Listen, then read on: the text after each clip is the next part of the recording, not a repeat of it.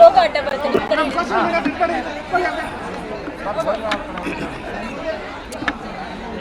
ಕಾಣದಂತೆ ಮಾಯವಾದನು ನಮ್ಮ ಶಿವ, ಕೈಲಾಸ ಸೇರಿಕೊಂಡನು. ಎಷ್ಟು ಚೆನ್ನಾಗಿದೆ ಅಲ್ವಾ? ಅವತ್ತು ಹಾಡಿದಂಥ ಹಾಡು, ಚಲಿಸುವ ಮೋಡಗಳಲ್ಲಿ ಹಾಡಿದಂಥ ಹಾಡು ಎಷ್ಟು ಮಟ್ಟಿಗೆ ಅರ್ಥಗರ್ಭಿತವಾಗಿದೆ ಹೇಳಿ ನೀವು ಅಲ್ವಾ? ಅದು ಯಾತಕ್ಕೆ ಹೇಳ್ದ, ಏನು ಕತೆ ಒಂದು ಗೊತ್ತಿಲ್ಲ. ಅವನು ಹೇಳಿದ ಮಾತು ಇವಾಗ ನಿಜ ಆಗ್ತಾ ಇದೆಯಲ್ಲ ಅಂತ ನನಗೆ ಮನಸ್ಸಿಗೆ, ನಾನೊಬ್ಬನಿಗೆ ಅಲ್ಲ, ಇಡೀ ಕರ್ನಾಟಕ ಜನತೆಗೆ ನೋವಾಗಿದೆ. ಯಾರಿಗುಂಟು ಯಾರಿಗಿಲ್ಲ ರೀ ಭಾಗ್ಯ. ಅವನು ಸ್ವರ್ಗಸ್ಥನಾಗಿ ಇಲ್ಲಿಗೆ ಸುಮಾರು 5ನೇ ವರ್ಷನೇ ಇವತ್ತು, 4ನೇ ವರ್ಷ, 3 ವರ್ಷ ಆಗಿದೆ. 3 ವರ್ಷ, 4ನೇ ವರ್ಷ. ಆದರೂ ಕೂಡ ಈ ಜನಸ್ತೋಮ, ಜನರ ಅಭಿಮಾನ, ಜನರ ಪ್ರೀತಿ, ಜನರ ಅಕ್ಕರೆ ಯಾರಿಗೂ ಸಿಗದೇ ಇರ್ತಕ್ಕಂಥ ಒಂದು ಗೌರವ ನಮ್ಮ ಪುನೀತ್ ರಾಜ್ಕುಮಾರ್ ಸಿಕ್ಕಿದೆ.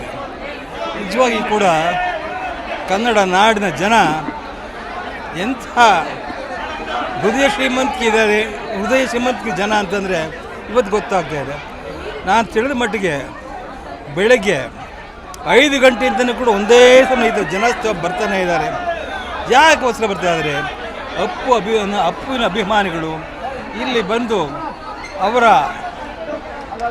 ಅವ್ರನ್ನ ಎಲ್ಲಿ ಮಲಗಿಸಿದ್ದೀವಿ ಆ ಜಾಗದಲ್ಲಿ ಬಂದು ಆ ಜನರ ಆ ಘೋಷಣೆ, ಆ ಪ್ರೀತಿ, ಆ ಗೌರವ ಖಂಡಿತ ಮರೆಯೋಕ್ಕಾಗಲ್ಲ. ಅದನ್ನು ನೋಡ್ತಾ ಇದ್ದೀವಲ್ಲ, ಒಂದು ಕಡೆ ಸಂತೋಷನೂ ಆಗುತ್ತೆ, ಒಂದು ಕಡೆ ದುಃಖನೂ ಆಗ್ತದೆ. ಯಾಕಂದರೆ ನಾವು ಸುಮ್ಮನೆ ಹೋಗಲಿಲ್ಲ, ಪುನೀತ್ ಸುಮ್ಮನೆ ಹೋಗಲಿಲ್ಲ. ನಾನು ಎಷ್ಟೋ ಸರಿ ಹೇಳಿದ್ದೀನಿ, ಪುನೀತನ ಹೆಸರು ಆಂಜನೇಯನಿಗೆ ಇನ್ನೊಂದು ಹೆಸರು ಪುನೀತ್ ಅಂತ.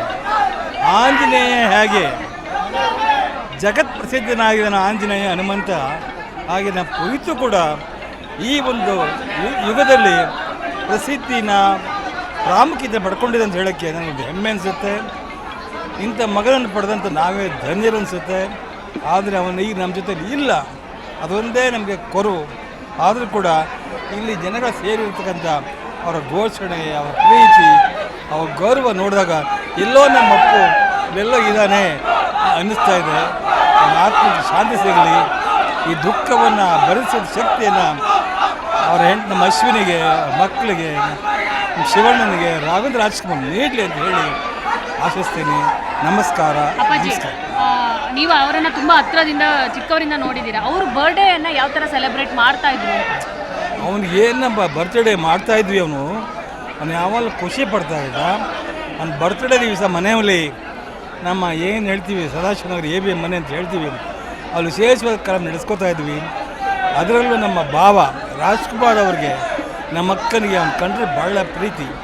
ಅವನು ಏನು ಮಾಡಿದ್ರು ಕೂಡ, ಅವನು ಏನೇ ಕೆಲಸ ಮಾಡಿದ್ರು ಕೂಡ ನಮ್ಮ ಅಕ್ಕ ಆಗಲಿ, ನಮ್ಮ ಭಾವ ಆಗಲಿ ಅವ್ರಿಗೆ ನೆಗೆಟಿವ್ ಆಗಿ ಏನೂ ಹೇಳ್ತಿರ್ಲಿಲ್ಲ. ಪ್ರೀತಿ ಪಡ್ತಾಯಿದ್ರು, ಆಸೆ ಪಡ್ತಾಯಿದ್ರು. ಯಾಕೆ ಅವನು ಹುಟ್ಟು ಕಲಾವಿದ ರೀ. ಅವನು 3 ತಿಂಗಳ ಮಗುವಿನಿಂದಲೇ ಕಲಾವಿದ ಆಗಿದೆ. ಅವನು ಆ ಕಲಾವಿದ ಇವತ್ತು ಈ ಮಟ್ಟಿಗೆ ಬೆಳೆದ. ಯಾಕೋ ದೇವರಿಗೆ, ಆ ಭಗವಂತನಿಗೆ ಅಸೂಯೆ ಆಗ್ಬಿಡ್ದು ಅಂತ ಕಾಣುತ್ತೆ. ಎಲ್ಲ ಮರೆತು ಬಿಡ್ತಾರೆ ಅಂತ ಹೇಳಿ ಬೇಗ ಅವ್ನು ಕರ್ಕೊಂಡ್ಬಿಟ್ಟ. ಈಗ ಅವನು ಇಲ್ಲದೇ ಇರ್ತಕ್ಕಂಥ ದಿನ ನೀವು ಎಲ್ಲ ಸೇರಿ ಅವ್ನು ಬರ್ತಾ ಆಚರಿಸ್ತಾ ಇದ್ದೀವಿ.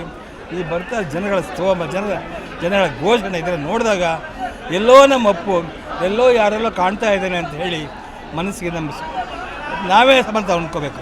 ಹಾಗಾಗಿದೆ. ಅವನ ಆತ್ಮಕ್ಕೆ ಶಾಂತಿ ಸಿಗಲಿ, ಈ ದುಃಖವನ್ನು ಭರಿಸೋ ಶಕ್ತಿಯನ್ನು ಅವ್ರ ಹೆಂಡತಿಗೆ, ಅಶ್ವಿನಿಗೆ, ಅವ್ರ ಮಕ್ಕಳಿಗೆ, ಅವ್ರ ಸಹೋದರರಿಗೆ ಸಿಗಲಿ ಅಂತ ಹೇಳಿ ಹಾರೈಸ್ತೀನಿ. ನಮಸ್ಕಾರ. ಓಕೆ ಅಪ್ಪಾಜಿ, thank you. Zee Kannada news ಈಗ ನಿಮ್ಮ ಮನೆಯಲ್ಲೇ ನೋಡಿ. ಎಲ್ಲ ಕೇಬಲ್ಗಳಲ್ಲಿ ಈಗ ಲಭ್ಯ.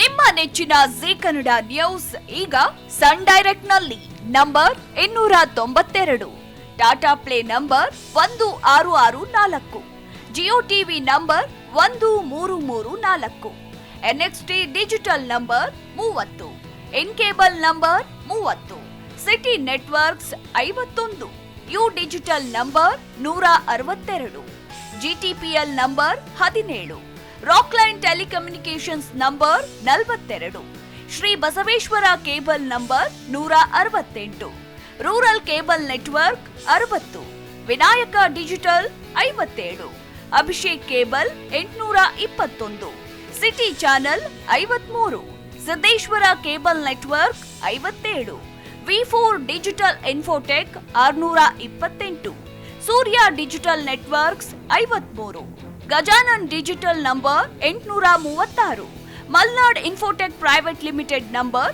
56, Metrocast number 830, Victory digital number 167ರಲ್ಲಿ ನೋಡಿ ಆನಂದಿಸಿ.